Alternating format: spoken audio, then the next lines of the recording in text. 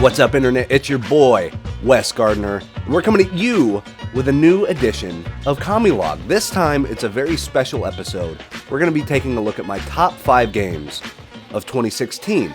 Now, I played a few dozen of the games that came out this year, and very good year for games. I'm going to say that up front. I will say, though, the list got tricky. So there would be times to where games would be in the top 5, and then I thought more about it, and then they got knocked off, and then games on my honorable mentions list would creep their way back on to the list for top games. So it was a big flip-flop. But just know that games this year were fantastic, and the list may surprise you. There are a few exceptions to the rule on this one, but we'll take a look at the top 5 games of 2016.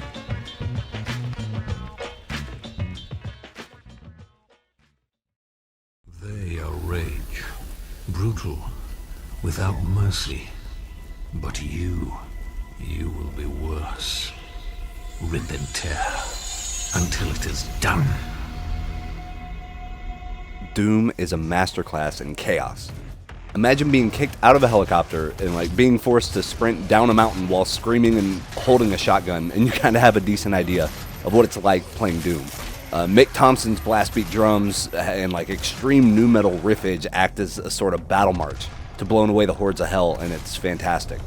The Doomslayer has a one-note personality, but it's really good to act as comic relief, considering all the insanity and the chaos that surrounds you. And it makes Doom's campaign an experience that never ceases to deliver. Just forget about the multiplayer entirely and Snap Map and the other features, but that's not the main event of this package. Just grab your headphones, bust open an energy drink, open up the campaign, and get ready to rip and tear through the crazy hordes of hell.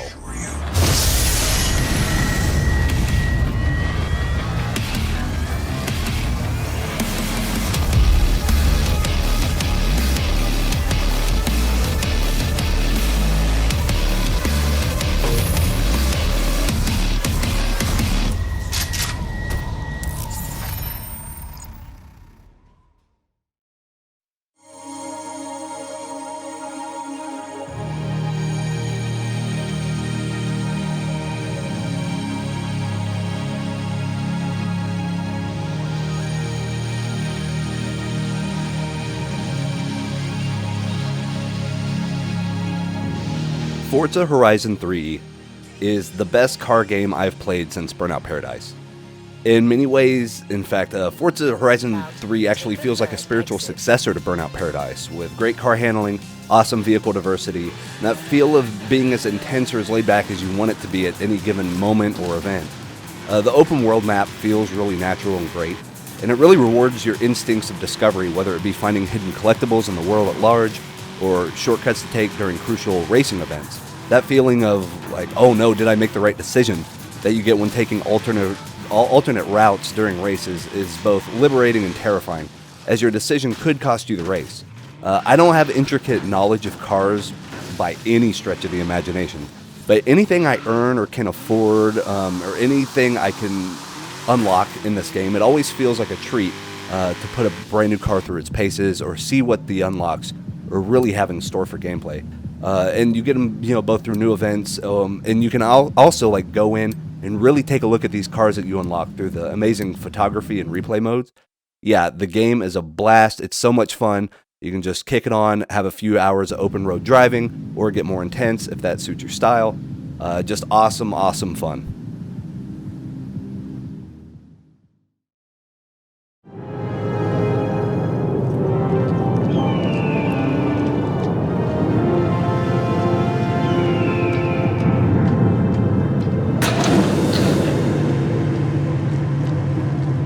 No game put me through of an emotional roller coaster than Hitman did this year.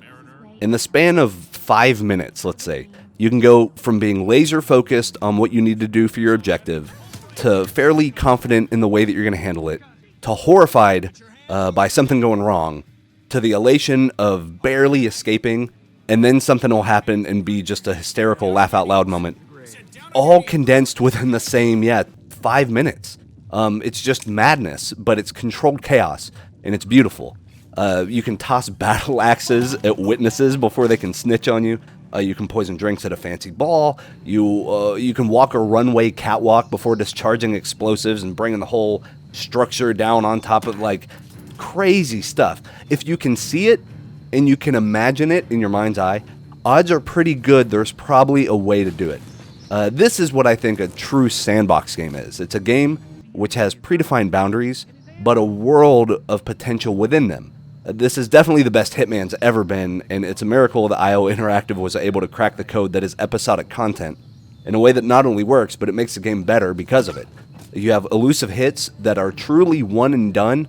You only have one opportunity. If you fail, that's it. You never get a chance again. They're on a time limit, so you got to get in, get out, really hone your craft at being an assassin. But I can't stress this enough. I have not laughed more this year than when I was playing Hitman and all the crazy tomfoolery that happens. Like I said, if you can imagine it, you can do it, and it's definitely one of the best games of the year. Congratulations, Agent. You are cleared for field duty.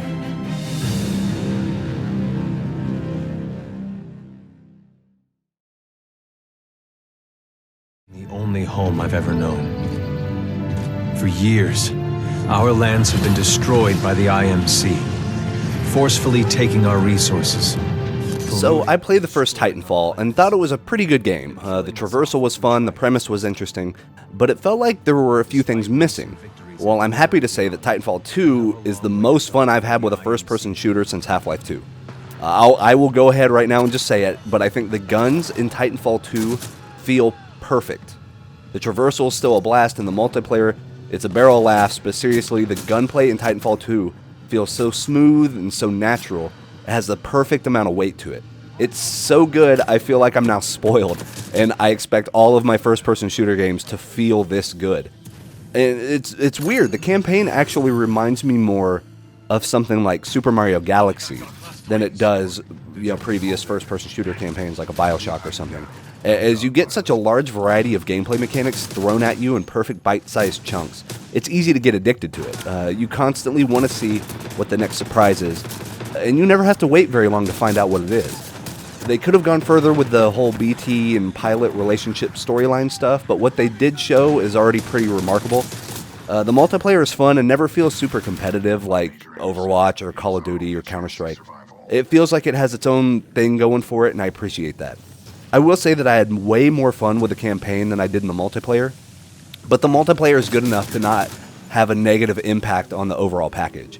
But seriously, this is the best feeling shooter ever made. The guns feel perfect, the aiming feels perfect, the weight of the character feels on point.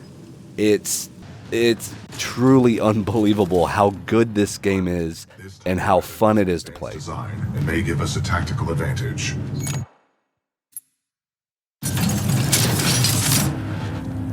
I think somebody's in love. A human's concept of love requires admiration, attraction, devotion, and respect. Conclusion: I am 50% in love.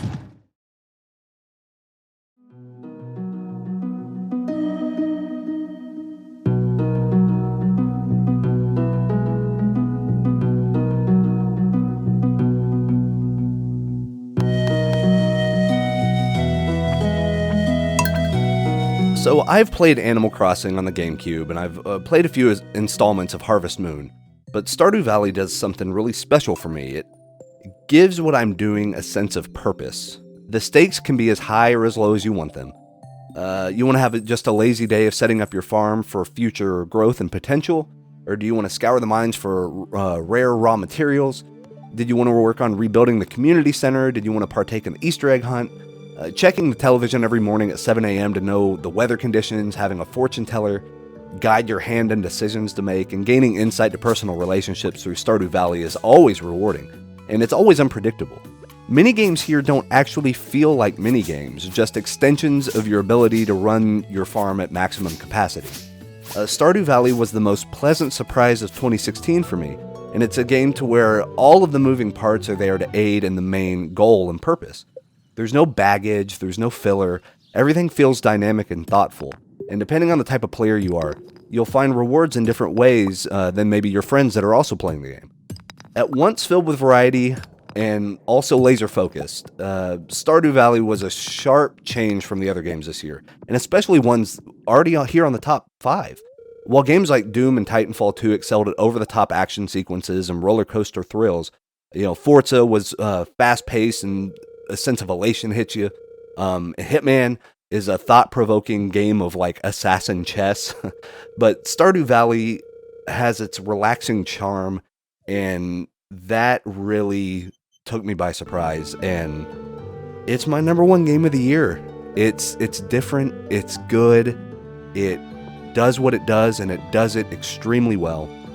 I mean, through all the killing and the crazy running around and shooting stuff and heavy metal and all this, sometimes it's just nice to hear rain echo throughout your peaceful wilderness, something that you're creating, and you contemplate the days ahead. But hey guys, thanks for listening, and it is onward and upward. 2017 is here. 2016 is now in the past, but I'm going to see you guys around. Thanks for hanging out and checking out the top 5 of 2016.